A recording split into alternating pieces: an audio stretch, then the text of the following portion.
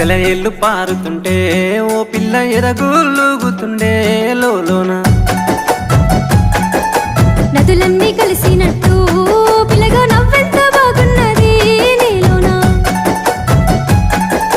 గాజుల సప్పులు గలుగల్లు మోగంగా గజ్జెల పట్టీలు గంతేసి ఆడంగా వరిగడ్డి మోపు ఎత్తి ఓ పిల్ల వయ్యారి నడుము పవే ఈ వేళ